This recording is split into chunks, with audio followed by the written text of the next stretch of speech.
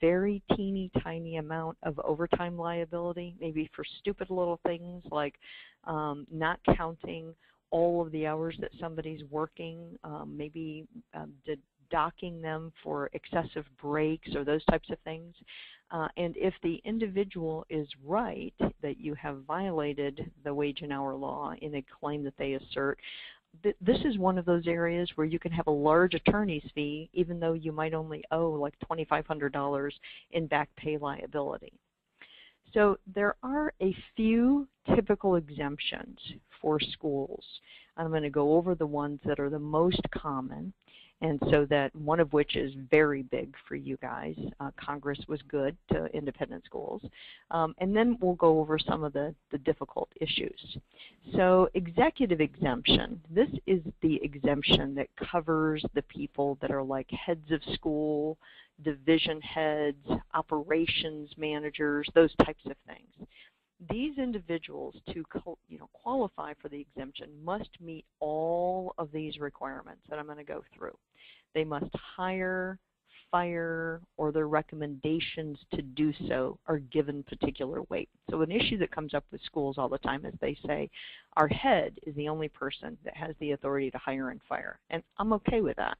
As long as this individual, we'll say the lower school division head, okay, is the person that is, for example, if we're talking about hiring, that's the person that's looking at the applications, I hope you're using them, or resumes, that is, checking into the individual's background, that has sat down and done a, significant interview, has looked at the educational pieces, confirmed that what we need, maybe even done a practice, classroom teaching, that type of thing. Whatever all of the process is, this lower school division director, might have had 5 people that she then whittled it down to, this is the one I really recommend, and tells the head, here's why this person's the best and I want to hire them. The head doesn't go through and look at everything the lower school head did. The head of school basically just kind of in his or her head makes sure that the I's are dotted and the T's are crossed, that we've done everything we need to do and are very comfortable that this person is the right fit. And so if the answer to that is yes, the head acts on the lower school division head's recommendation. That is a recommendation that's given particular weight. And let me contrast that with a firing situation in which particular weight is not given. A firing situation where it might be, this happens often with facilities departments. The facilities director believes that so-and-so will say, Joe isn't coming in on time, isn't pulling his weight, he's a little bit of a rabble-rouser. And so he tells the head of school about that, or the ops manager, whoever it is that the facilities director reports to. And so instead of the facilities director being the one that has written the employee up over time or has investigated the circumstances, this problem is put into someone else's lap. And that someone else is the person that is now doing the work to, investigate, for example, if there's been some wrongdoing, or look at the time that the person has been clocking in and out to see if they're there on time or taking excessive breaks and all of that. So in other words, the facilities manager or director is not really making any recommendations. They're kind of putting the problem in somebody else's lap. That somebody else is the one that's making a decision. So if you've got situations like that, an individual that's really almost like a lead man or is not really taking the responsibility to manage employee relationships at the top level of hiring, firing, counseling and coaching, evaluating, managing employment, then they're not going to meet this requirement for an exemption. Okay, so these people must also, presuming they meet that requirement, they must also supervise and actively direct 2 or more full-time employees. It has to be the minimum equivalent of 80 hours of other people's work. I get a little queasy when there's just 2 other people that they're supervising.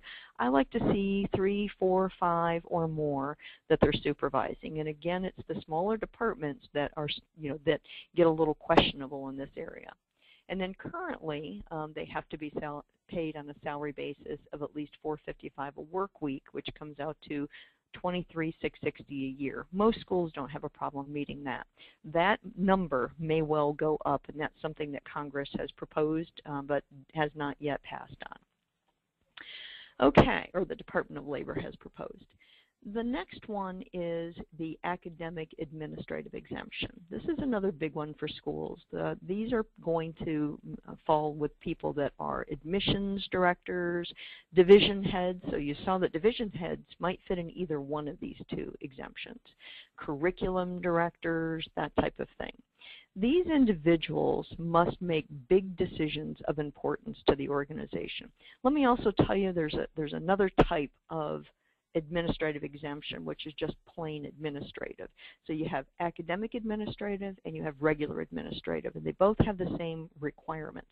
The difference between them is the regular administrative would be somebody like the human resources director. You're not making academic decisions, but you are making decisions that relate to other types of business matters within the school. The CFO often fits within the administrative exemption. So I want you to kind of think broadly on those. And so the big decisions of importance to the organization, this means significant liability concerns, for example, for the CFO. For the academic administrative exemption, it means big issues as to how the division is run. What are, how should the overall staffing be managed? Are we going to change some of the curriculum or the way that we're teaching, change our math style? For a particular upcoming class? Are we going to add classes? Do we, what's our overall hiring responsibility? We like to see individuals that work within these kinds of exemptions managing a budget. So sometimes I'll have that they might have some input in the budget, but they don't know what they're spending and whether they're spending appropriately, whether they're held responsible for that. They should be. They should be making policy decisions. So let me give you an example. If we were talking about an office manager that has a pretty good size office, and the decision is we need, or the action is we need to get a new copier, that person would be making decisions of significance if they are doing this. First of all, they're researching. What are the available options that are out there?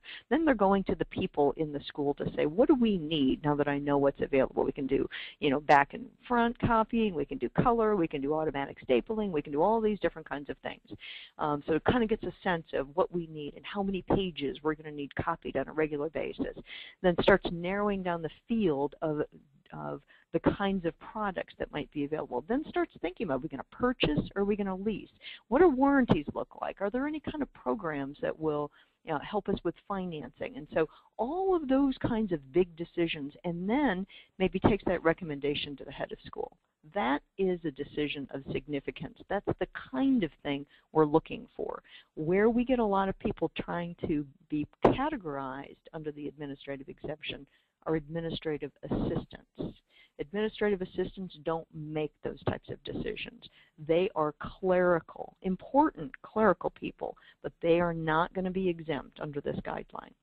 And so again, the pay is the same. They have to be paid on a salary basis of at least $455 a work week. And this is another one that the Department of Labor is trying to increase the pay standard. Okay, so the next one is the professional exemption. Teachers fall into the professional exemption, and that's what this is for. They must engage in teaching or teaching-related responsibilities more than 50% of their time.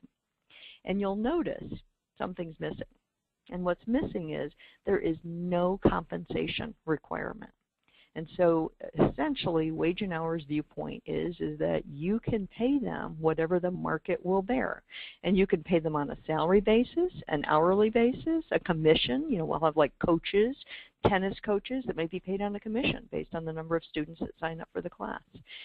So there are no degree requirements or certification requirements for wage and hour purposes. There may be for your accreditation, but not for wage and hour. And when we say teaching-related responsibilities, those are the things like, creating lesson plans, meeting with parents, those kinds of, handling student disciplinary issues. All of that is also teaching-related. So all of their time spent at home and spent at school combined, if more than 50% of that time is in that teaching or teaching-related, then they're going to fall into the professional exemption.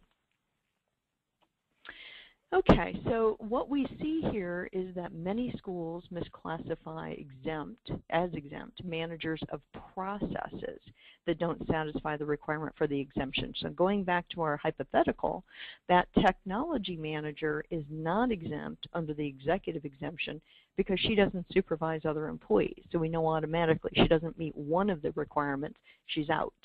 She's not exempt under the administrative exemption because she's not paid on a salary basis of at least $4.55 per week. So she's out. She's also not making big decisions on matters of importance to the school. Time and time again, those types of positions have been found by Wage and Hour to be non-exempt positions. And she's probably working a lot of hours, especially since she's taking the work home. Okay, so that's an area you need to watch. And remember, non-exempt employees means that you must pay them at least minimum wage for all hours worked, overtime for any hours over 40 in a single work week. We don't care about what the pay period is. It's a single work week. And they must maintain an accurate daily and weekly record of their hours. I know some schools have received information somewhere along the line that employees just have to do exception reports, which is that you just tell us when you're absent instead of what your daily and weekly hours are. And the exception report is not legal, so that is not the proper way to do it. Okay, so we just talked about that. Okay, so common errors. Common misclassifications include the administrative assistants that we talked about, teaching assistants. If you have any teaching assistants, they're doing more administrative assistant things for the lead teacher in the classroom, typically. Administrators or managers that don't meet all of the requirements that I mentioned. We see problems often in admissions offices, not the admissions director, but sometimes the individuals that are under the admissions director or are not at the level of making key decisions. We see this in the fundraising, so your development or advancement office as well. And then we also see volunteers who are not legally called volunteers. And when we talk about volunteers, I'd like you to think about the traditional school volunteer, the mother that comes in and assists in the classroom, the mother that comes in to, help in the lunchroom. Those types of things are what Wage and Hour sees as volunteers. Somebody that works for the school cannot also volunteer in a role that is extremely similar or even somewhat similar to the role that they actually get paid for. And then another big area right now is unpaid interns. So if you have any interns, that's something you need to check with us about. Okay, so that was problem area number 1. So we're going to switch now to problem area number 2, which is a little bit related, and this is another Wage and Hour issue. Coach Baez is employed as a full-time teaching assistant. He's an hourly employee. He regularly works 37.5 hours per week. In the winter, Coach Baez also coaches the boys basketball team. The basketball season lasts about 15 weeks, and the school pays him a $2,000 stipend for coaching. And so the question is, are there any concerns? And so since I've said this is a related problem area, number 2, I think you can read my mind here. Yes, we have a concern. So let's talk about that. If you have a non-exempt employee who is working more than one job, the first thing you know is that all hours must be combined. Okay, so if their primary job is non-exempt, as was Coach Baez's job, all his hours must be combined for every work week in which he's working more than one job. So you can keep 2 time records if you want, or you can keep it all on one time record. But at the end of that 7-day work week period, you have to look at the records and see what's the total hours that this person worked. If the total hours are over 40, overtime must be paid. Now, it is okay for the school to pay different rates for different jobs. And Pennsylvania has, and Pennsylvania and federal have a very similar concept. And essentially under Pennsylvania law, it's called the basic rate method. Under federal law, it's called the weighted average method. So if you've learned any of those concepts, they're the same, and we're going to go through it. The only difference is you are supposed to have a written agreement with the employee under Pennsylvania law. So if you have somebody that you're going to be paying in the way that I'm going to be describing, then you should write a plan out, and we can give you an example. We can post it on the Pays Boa site, an example of what their pay would look like, and then the employee simply signs off on that. So the concept for the basic rate method under Pennsylvania law is you take all weekly compensation for all hours worked and all jobs, okay? You take that total. So we're going to go through this in a second. Then you're going to divide the total hours into the total compensation to get a basic hourly rate. Then you're going to calculate an additional half time for the overtime to be paid. So let's walk through it, because this can be complicated stuff. Let me take a little sip here. Okay, so we know how much Coach Baez made during the week for his teaching assistant position. And so we take his hourly rate times the hours worked. So we're going to say $12 per hour times 37.5 hours. So that work week he made $450 for teaching assistant. Now, we're going to, on his stipend, we have to figure out how much he made each week for basketball coaching. So we take the total stipend. We're going to assume it was $2,000. We have to divide it by the 15 weeks, so it's spread out equally over those weeks. So it's $133.33 per week, okay? So, and again, we're maintaining time record for all hours. So we know how many hours he's worked in the two different positions. So we are going to, here's our calculation. So we're going to, we say 37.5 hours for his support teaching, that's 450. 10 hours we're going to assume that he did in basketball that week. And so he gets his 133.33 for that, because that's what we determined per week. So his total straight time pay is 583.33. Well, we're not done. Now we have to calculate overtime.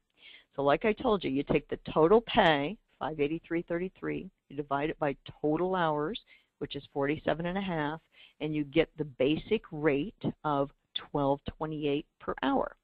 Now you've already paid him $12.28 for all 47.5 hours. So we just owe him the overtime, half time. Okay, so I always think of it this way. We've paid him time for all hours. Now we owe him and a half for the 7.5 hours over 40. So the calculation is $12.28, that's our rate, times the overtime hours of 7.5 times 1/2, and that's $46.05 in overtime. We add that to the total pay, and we get $629.38. And here's what I'm going to say to you. Your payroll administrator is going to go crazy. Okay, if you're not already doing it this way, if you have any non-exempt employees that are engaging in more than one job, and it doesn't have to be coaching. Sometimes we have yearbook activities. Sometimes we have bus driving. We might have like somebody in facilities that drives a bus for an overnight game. We might have somebody in facilities again that might coach or might be paid a little bit extra. Maybe your security guy is paid a little bit extra, maybe $100 to do an event that you have at school to watch the door or to help people park, know where to park their cars. Any of that other aspect where they get additional money for a second piece of work, that requires you, if they're a non-exempt employee, to use a calculation like this. There are easier ways to do it. You can pay them their same hourly rate for the second job, for every hour that they work for the second job plus the overtime. That's the easy way. But if you want to make it a smaller second rate, like a stipend or just a flat rate, $100 to watch the door or something like that, then you're going to have to use this basic rate overtime calculation. And so a lot of times for things like field trips and other kinds of trips overseas, schools don't use non-exempt employees to do those extra types of things. Okay, So the next problem area is you have several long-term employees that are older and they're beginning to slow down. And schools do have an aging population. They don't keep up with new trends on brain theory and they're not technically savvy. Parents complain that they're traditional teachers and that they're too strict. And you've decided to have conversations with them to find out how long they plan to continue working. So the question is, can you do this? Can you ask when they plan to retire? And tell them that you need to know simply for your planning purposes, because it takes a year to replace a good teacher. And I have to tell you, I litigated this case not very long ago, and it was expensive. And so you can see that the answer is you cannot ask employees those types of questions that is going to evidence that you are looking for their end date, their retirement date, that type of thing. You can ask, things like you can do an intent to return, give it to everybody, not just the people that are close to 65 or close to 60. Ask everybody, we're planning for next year. Do you plan to return next year? But you can't say, how much longer do you think you're going to work, so that we'll kind of know when we should be replacing you? Or, we really think it's time for you to start considering retirement. And have you transferred onto Medicare yet, now that you're 65? All of those types of things, even if you have the best of intention, are all going to be evidence of age discrimination. So, as in any person that is in your school that is in a supervisory capacity has to be very careful in ensuring that comments, questions, jokes, and other communications are 100% appropriate and would not provide or support for an age claim. Every person in a supervisory capacity is an agent of the corporation, and they're required to comply with all of the non-discrimination laws. So everything, sex and race, gender, whether it's discrimination or harassment. So the categories are race, color, sex/gender, national origin, religion, age, and disability. And in several states, I happen to give you a couple of examples for Florida, and because I knew those right offhand: marital status, sexual orientation, gender identity. In Pennsylvania, there are additional statuses that you also need to be concerned about. Interpretations by the EEOC are expanding the law further. There have been recent cases that have said gender also includes transgender. And so that even though that is not what was written into Title VII, the EEOC is trying to expand the interpretation and has already had 2 lawsuits against employers who terminated an individual because they were transitioning from female to male. So, actions to avoid, that every manager, supervisor, administrator needs to understand are, using any kind of language, emails, joking, social media at all, any of that could reflect bias. So, of course, we know sexual jokes of any form are completely inappropriate. Even ageist terms, things you might not think of as ageist terms. Sometimes an individual that is in their 50s, late 50s, 60s, when you say things to them like, you look tired, or we really need vibrant, energetic people in this position. I had that happen in admissions. We need young, energetic, admissions officers to connect with our young parents in lower school. Or, the questions of, when are you retiring? What is your end point? All of those types of things become the potential evidence for an age claim.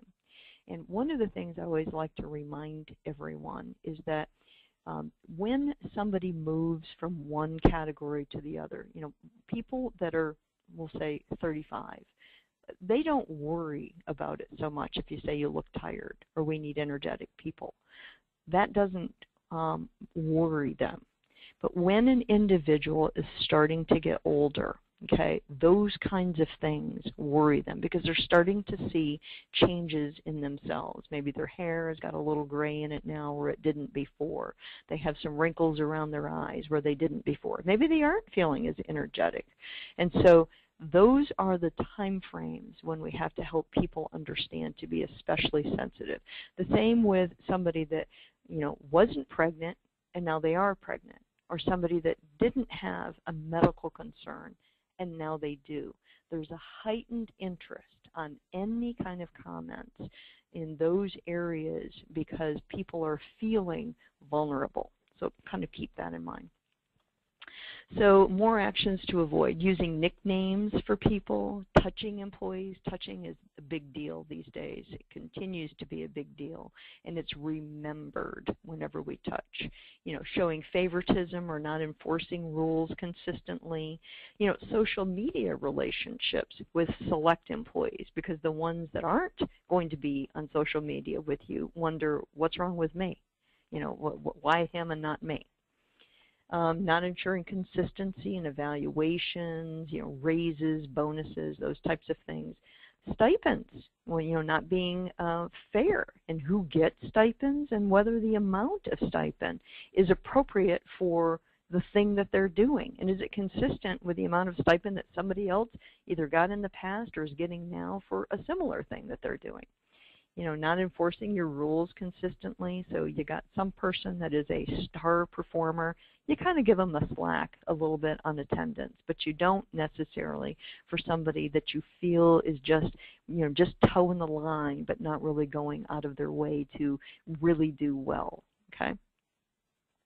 The other thing is not enforcing rules consistently that relate to proficiency in technology.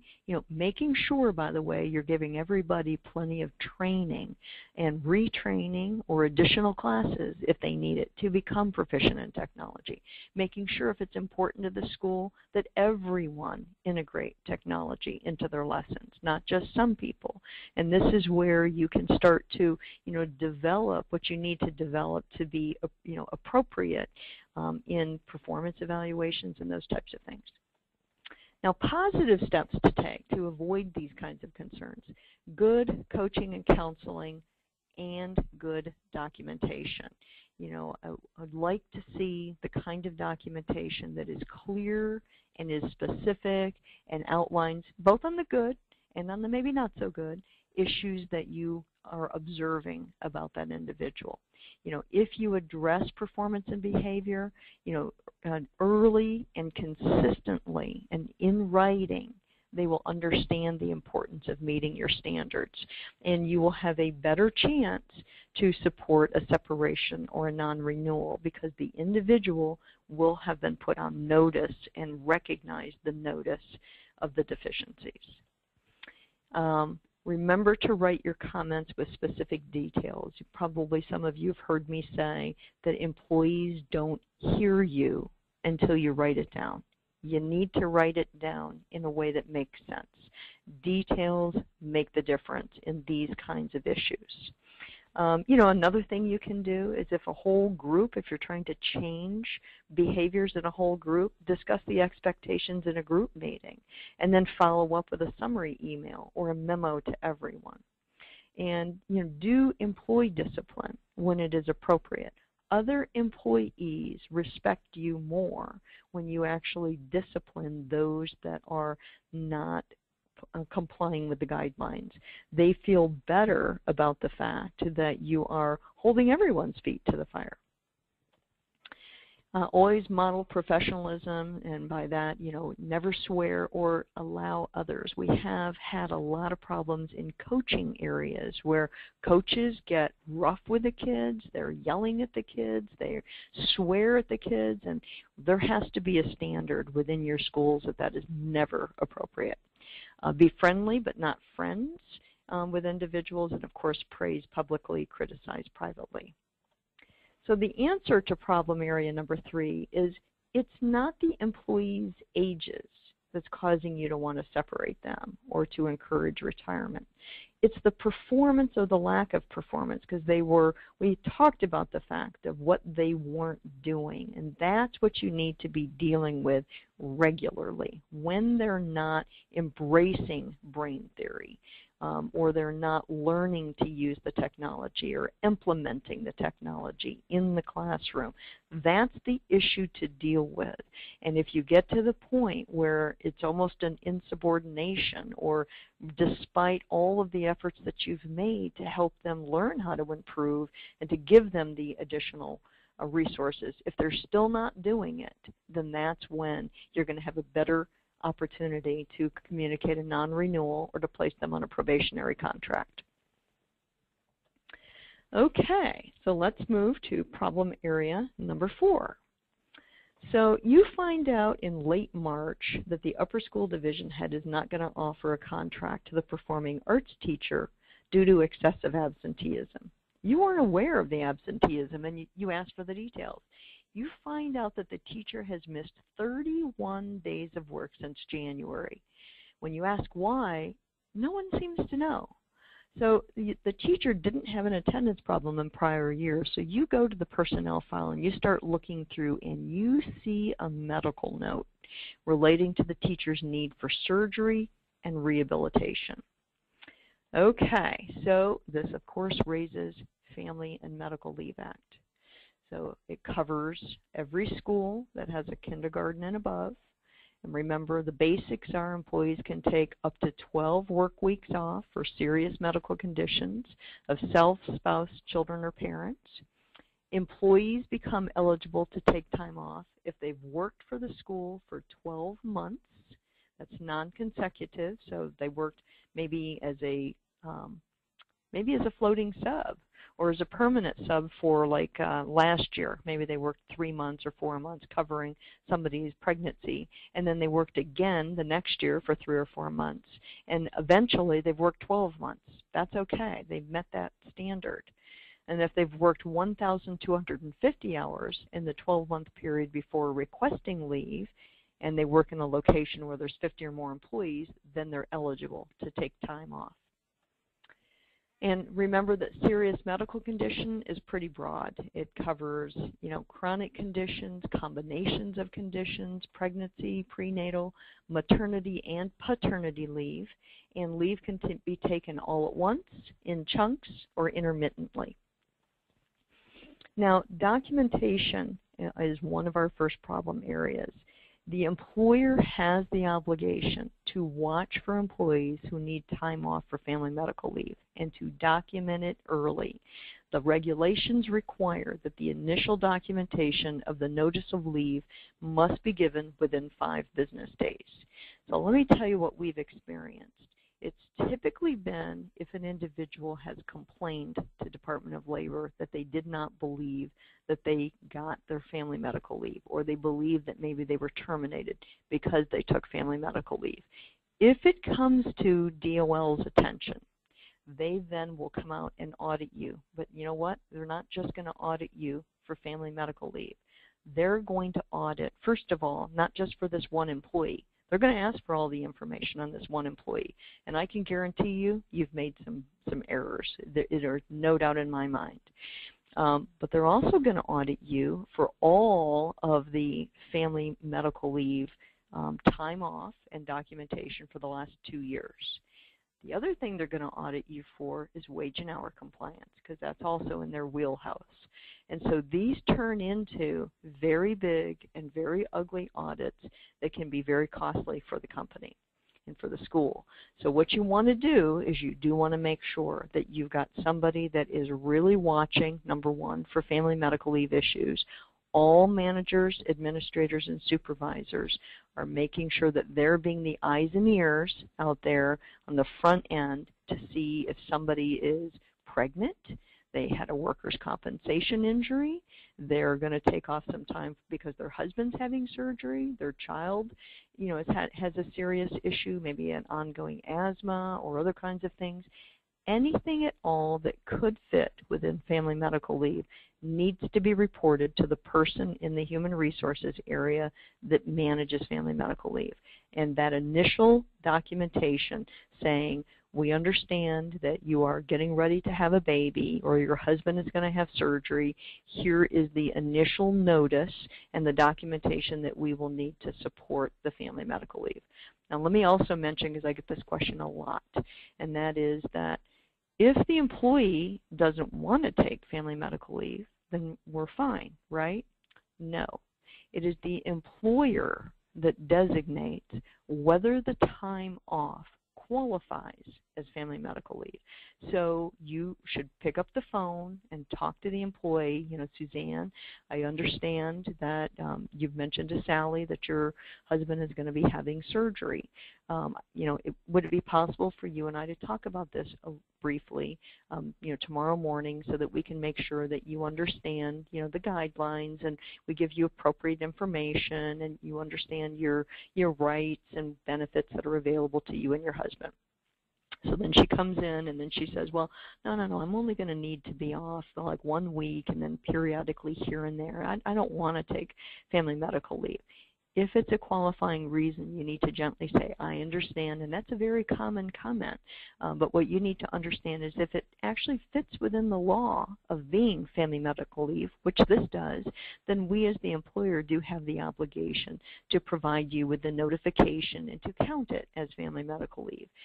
You can use your paid time off, so it's not going to impact your paycheck, and that kind of thing. So you help them understand what you're required to do, and help alleviate any concerns that they have about having a family medical leave on their record.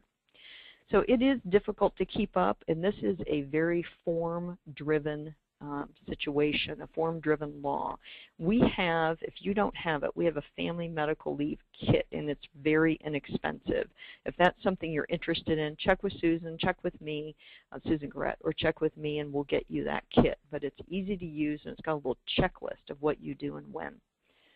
Okay, you don't want to wait until it's contract renewal time and then you realize that you've had this person that had all of this time off and you didn't deal with it appropriately, because now you can't really deal with their attendance issues in a way that would cause non-renewal if it is something that was job-protected leave.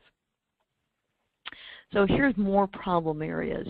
The person's out on leave and you've got the star that fills it temporarily. So now you want to leave the star in the position that they've been covering. So Suzanne goes out, you want the star to be in Suzanne's job when Suzanne gets ready to come back. And what you'd like to do is put Suzanne in an alternative position, okay? So the law requires that, what the statute says, because this is always something for you to understand. The statute says an equivalent position, but that's not what the regulations say, and that's not what the courts say.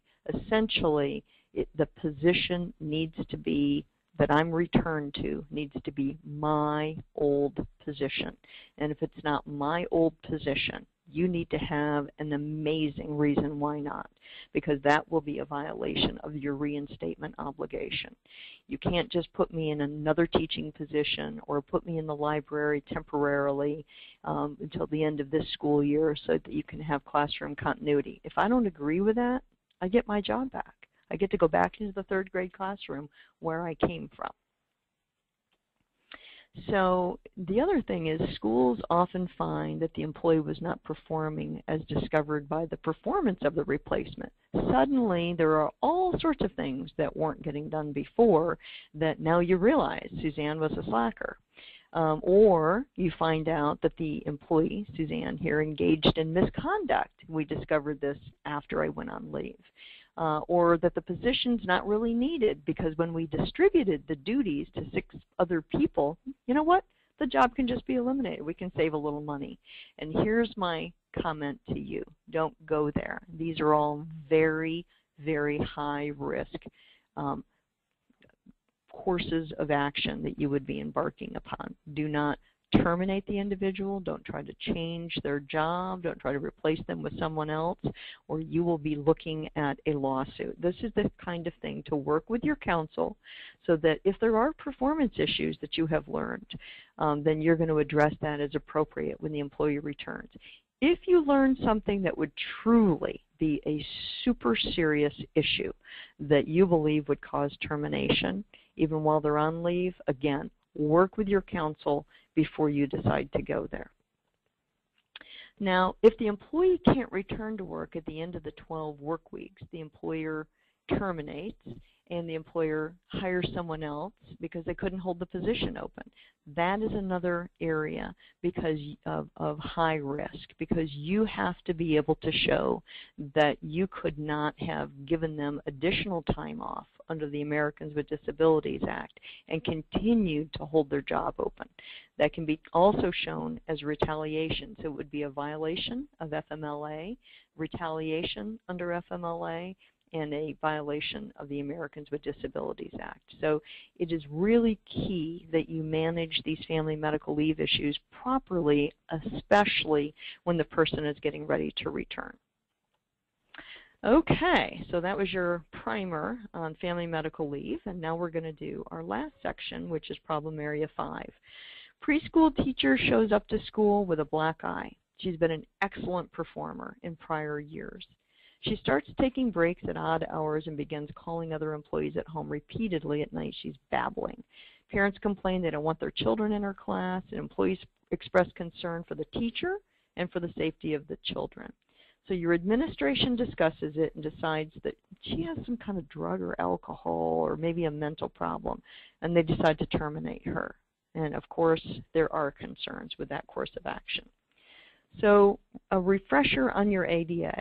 It prohibits discrimination against qualified individuals with a disability. You're required to make reasonable accommodation for both disabled applicants and employees, as long as there's no undue hardship, which, by the way, is really hard to show, or a direct threat of harm to the individual or others. So this is where they're threatening people with knives and guns and things like that. So what we want to do is we want to emphasize the person's abilities, like in the hiring process, not their limitation. And we're going to have to look at their individual ability to perform essential job functions or student functions, because students are also covered under this law. So the recent trends are the court cases and the changes in the ADA from 2009 made it very clear that we're not supposed to be focusing on whether the condition is a disability. Pretty much everything qualifies as a disability. What you're supposed to be focusing on today is, can you accommodate that disability? Very broad coverage, many more accommodation requests, and much more EEOC scrutiny. And here, this is one of those laws where the process is key, and so you want to keep the ball rolling. I always kind of talk about this like a tennis game. When the employee hits the ball into your court saying, I need something, I need an accommodation of some form, don't let the ball drop. You hit it back to the employee and you ask, questions. What is it that you need? And come in and talk to me about it. The employee then drops the ball, you win. The employee doesn't drop the ball, whoever drops it in this process is going to lose. And we're going to talk about the process here in a second. So let's first of all say what a disability is. A person can have a present physical or mental impairment that substantially limits one or more major life activities. They can have a history of an impairment, or they might not even be disabled. You just think that they are. They're regarded or perceived as disabled. So they're protected under any of those areas. So major life activities, we said they had to have a present or a past significant impairment of a major life activity. So here's the way I think of major life activities. The kinds of things that most people can do without thinking about it are major life activities. So that could be walking, hearing, thinking, seeing, working, lifting, you name it. We don't normally have to even worry about whether we can do it. That's a major life activity. If there's a significant impairment in that, that's going to be a disability. So one of the things schools can't do is ask disability-related questions or require physical exams before making a conditional offer for employment. After that, you can ask pretty much whatever you want. But if you find out information that you think would say, ooh, we shouldn't hire this person, you have to go through a big process to determine whether or not you could accommodate whatever that medical condition is that you have found. So, by the way, most schools don't make pre-employment medical conditional offer medical evaluations. Okay, so schools can ask disability-related inquiries after somebody has started work, but it's limited. So it has to be when the individual requests an accommodation. If there's a question about their fitness for duty, okay, or fitness for an activity, or if there's objective evidence that the individual presents an imminent direct threat of harm to self or others, okay? So if there is something, okay, that you are seeing, person is falling asleep at school, okay, something like that, that would be a known or apparent concern. That would be one way that you would have the duty to ask about the individual's medical condition, or to ask about whether they need some kind of an accommodation. The other time when you might have a duty to accommodate is if the individual tells you that they're having a problem. So two types of things that you have to do: engage in a good faith interactive process, and then to provide a reasonable accommodation if it's appropriate for the circumstances. So the interactive process requires that you sit down with the person and you talk about, what are the essential functions of the job, and we identify them. Hopefully we can agree upon them. Here's what your job is. Here's your job description. Let's talk about where you're having some difficulties. So now we're going to go through it and find out what are the things that you're unable to do, either physically or mentally. Once we understand that, and we say, well, how do you think that those limitations could be overcome? What are you asking us for? So they're basically now outlining what the potential accommodations would be.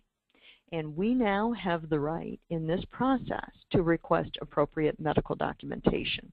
And when we request that, we can say what we need from your doctor is documentation that would describe your limitation. We don't care about the diagnosis, okay?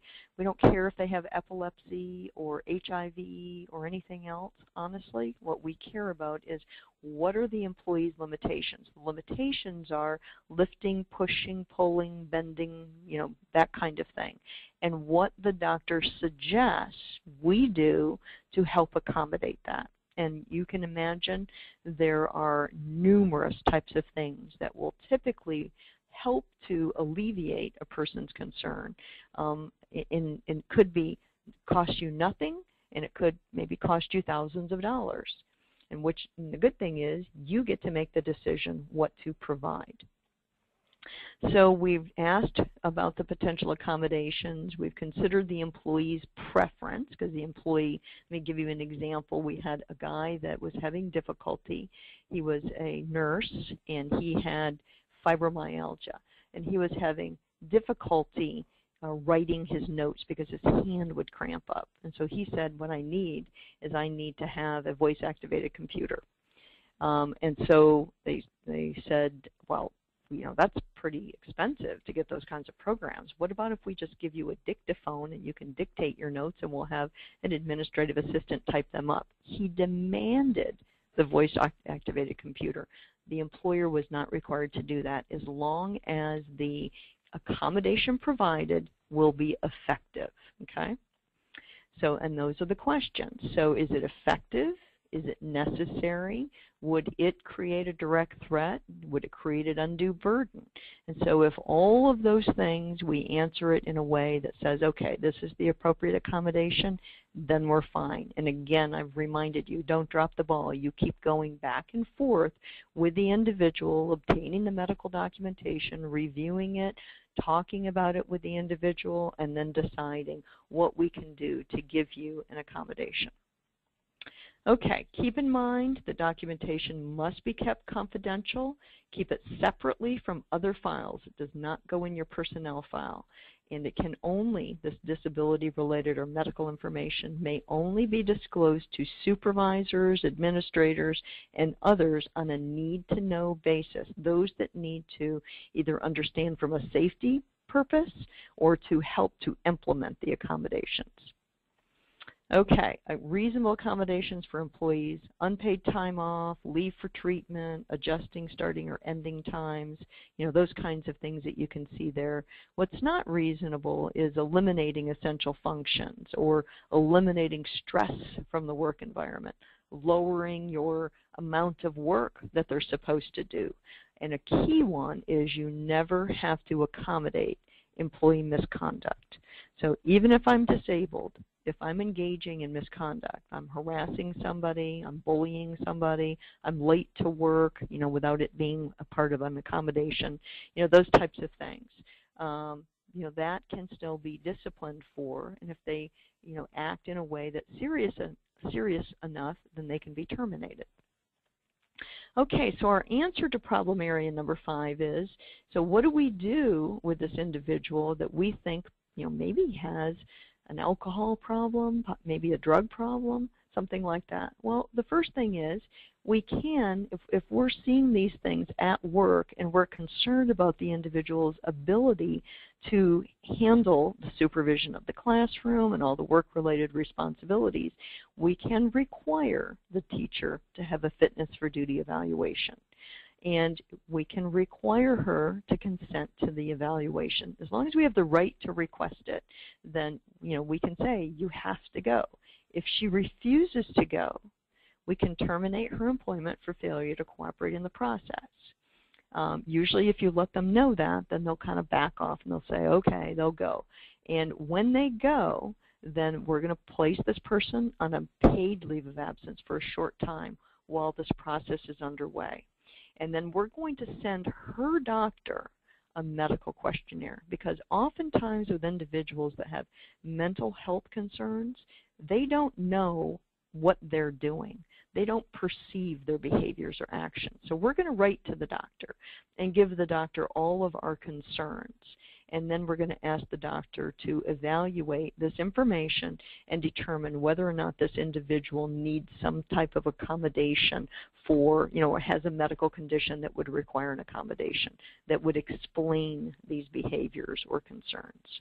And then we're going to put the person on FMLA if so. Okay, and so this preschool teacher was evaluated, has a seizure disorder, she's been medicated, and now she wants to return to work. You had a great substitute. You don't want the teacher back. Teacher insists on returning to the classroom. So under family medical leave, you have to put her back into that job. Now, what you could do, first of all, is you can have a fitness for duty evaluation to determine if she can return. And we want to make sure the doctor knows all the key details of that job. She has to supervise 15 children, sometimes alone. She has to interact appropriately and communicate appropriately with parents. She has to exercise good judgment for safety for the children. And so we're going to ask the doctor that. At the same time, we can try to negotiate with our individual for a different position, same rate of pay, maybe something else for a short period of time. If she says no, then we can, for a short period of time, like a transition process, have a second person in the classroom to assist her and to then kind of watch and report that everything's okay so that we will know the children are safe. These are not always perfect situations, but this is kind of what the analysis is. Okay, so Colleen, do you have any final questions for me? So far I've only received one. It's kind of her own case study question. It says, we have a teacher who resigned verbally to the principal, giving the reason that the job is too stressful. She has not provided a resignation letter to date. When I found out and spoke with her, she informed me that the stress is too much and that she fears she will have a breakdown. I explained, you may be eligible for FMLA if she is under a doctor's care, but she has not responded. Do I need to provide her with FMLA forms even though she does not seem interested and she is seeing a doctor? Yes. Now, the question is she taking time off work now? So if she's taking time off work now, yes, we want to provide her with the forms. And she get says that no. out. Okay. So since she's not taking time off work now, then I would put in writing to her, so a friendly email, that you're very happy that she came in to talk to you about the circumstances. You understand that she, is receiving medical care, and if her physician has indicated that she needs to take some time off work for this medical care, that we're providing you with family medical leave forms that you can fill out and return to us, like if you have an application for leave or request for leave. And so that you've clearly put the ball in her court. You've heard her, you've acknowledged her, you've let her know that this leave is available, and if she still chooses to resign, the only other thing that I would ask, see if you can get some more information on is just what it is about the job that's stressing her out, because that can mean a lot of things. Is it her colleagues are picking on her? Is it that the supervisor is a Mr. Meanhead, and maybe that's something different that we should be dealing with, kind of an adult bullying or management issue. So we just want to make sure that there aren't things that are brewing that we should be addressing. And if there's not, and she chooses still to resign with that commentary about the fact that the job just stresses her out too much, then that's a voluntary choice, and we've given her all of the other options. Okay. Okay. Well, then if we have no other questions. Oh, we do have a couple more questions that came in. Well, the one is, will you be able to make your PowerPoint available and I can post it in the library? Absolutely. I'll send it over to you. Great. I'll have that posted by the end of the day. The other question is, we have, I think, 3 that just came in. Can full-time teachers be paid for after-hours extra jobs at the school, and is overtime required? Okay, so teachers that are full-time, are exempt from wage and hour law, meaning that they meet the requirements of the professional exemption if they have more than 50% of their total hours, so aftercare hours, teaching hours, if all of their teaching responsibilities is more than 50%, so we're going to look at how many hours they spend in their classes teaching, preparing lesson plans, grading exams, that type of thing. And if we come up to a total work week of, we'll just say, 45 hours, if more than 50%, so more than 23 hours, including the aftercare work, is exempt, then all hours are exempt. And so you can pay a stipend if you choose, or you can pay a small amount of money for them to work in the aftercare, but you do not have to pay overtime. If you're too close on that 50% rule, then I would say that what you should do is you should have this individual keep a record of their hours and the various things that they're doing for a couple of weeks so that you can get a sense of how close you are to that line. Because I will tell you, we have had some situations where the teacher is maybe a part-time teacher, and they're also working part-time and doing other kinds of things. Maybe they're helping out in the admissions department or helping with a fundraiser or that kind of thing. So if they're not engaging in teaching responsibilities and they're doing other kinds of work, when you add the aftercare, that might tip the scale so that the person actually is not exempt. And if they're not exempt, then they're not exempt for everything, including the teaching. So that's one of those areas. If you have any close calls, just give us a call and we can walk through it with you. Okay, next question is, how do you handle shortened summer hours for non-exempt employees? In the summer, our administrative assistants as well as other staff work 9 to 3. Would they only be paid for the 6 hours? Do we have to allow them to work 8 to 4?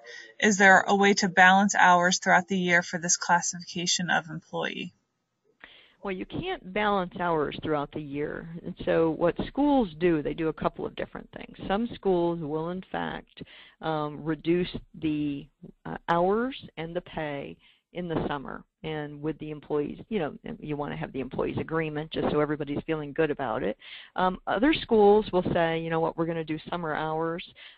Still, you need to clock in for your normal hours, but we're going to pay you your normal weekly rate so that it's not harming them from a compensation standpoint. It's really more at the school's discretion to do this. And so what it means is that the individual is actually making more per hour in those summer hours, but that you've decided that it's a nice perk or benefit for the school and for the employee. And so that we have to treat every work week on its own. And so here, like, we can't say, well, because we work you less in the summer, then we're not going to pay you overtime during the rest of the school year or during times in the school year. So remember that if they work overtime at any point, more than 40 hours, they get overtime pay. And in the summer, if they work less than 40 hours and you choose to pay them their full weekly salary, that's your choice. Is it your recommendation that we should have all applicants complete an application form? Absolutely. And if you're not using our good model application that's on the PAYSBOA website, that we maintain, then you need to use that. That's the best one for you. We do recommend that every applicant, including faculty applicants, fill out an application for employment. Kind of the practice for most schools is that non-faculty fill it out before any interview. And so that they're filling it out gives you an opportunity to look through it to see, is it, in some cases you might just decide that from the application alone you don't want to go forward. I always say that should be their best work. If it's not their best work, if they have missing information, scratch outs, they don't respond to a question, those types of things, then maybe this isn't the person that you really want to kind of wrestle with, because that's probably what their work is going to look like as well.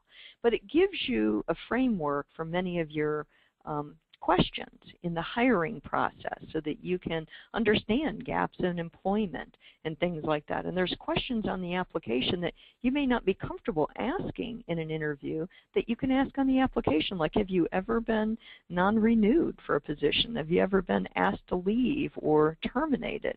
And give us the details if so. So that will kind of help you to ask questions in a more informal way that you can then use before your first hiring interview.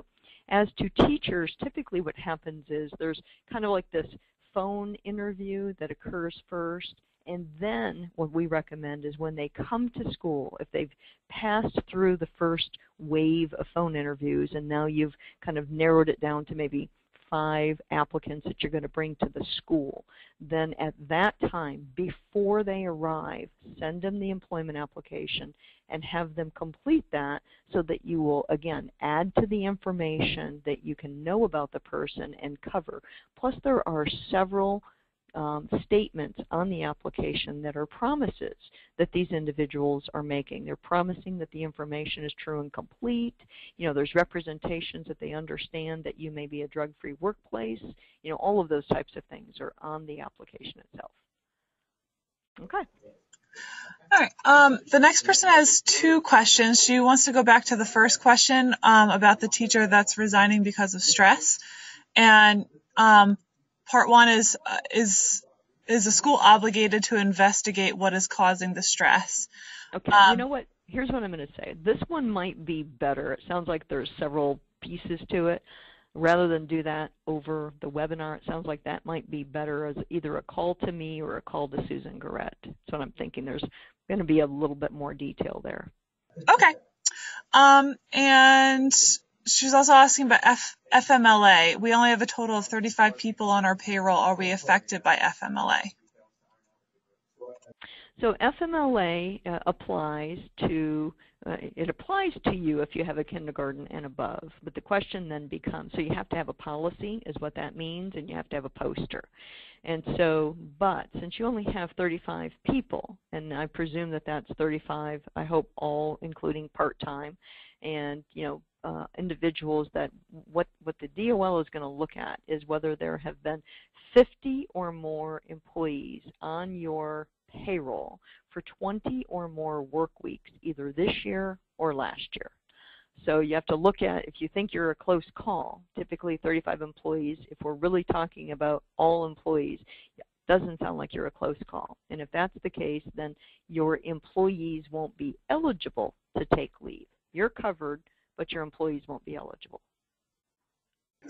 Okay, and we have one last question. Can an at-will employer who needs to cut costs due to lower enrollment reduce the hours of the more expensive employee and increase the hours of the less expensive employee?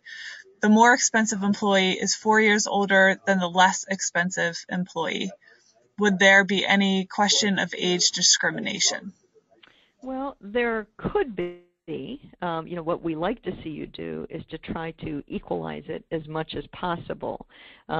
Age discrimination can be shown if the individual who is impacted negatively is under the law considered substantially older, and believe it or not, 3 years or more have in some cases been found to be substantially older. Now, I would say that, if what we're doing is, another thing you might want to do is to consider, having a conversation, looking at all of your, various payrolls and decide, should we, on a going forward basis, have conversations with employees about freezing pay, or maybe, do we think that we've gotten some people that have become overpaid for their position as it relates to the market, and maybe having a conversation about reducing pay for those individuals. So I'm not going to say that, taking that one step, if that's the only thing you're doing, that looks a little suspect. But if you're doing things in several different areas, to try to cut back your expenses due to the lowered enrollment, or maybe reduce pro rata.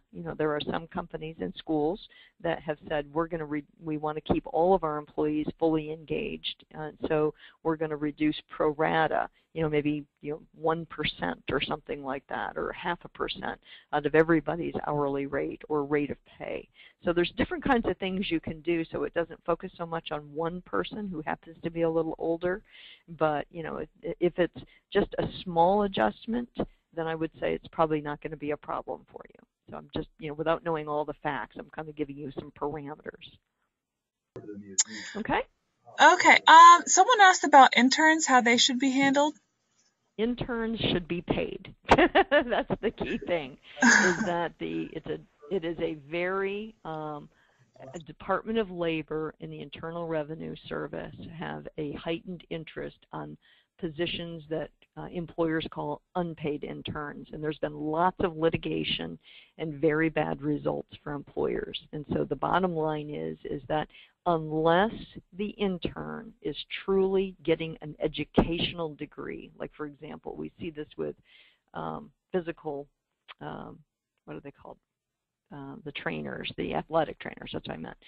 We see that a lot of times they're coming from the college, and they're coming on a training basis to help to observe and to learn in your school, and you're filling out educational documents, and you're training these people, and it's actually taking you more time.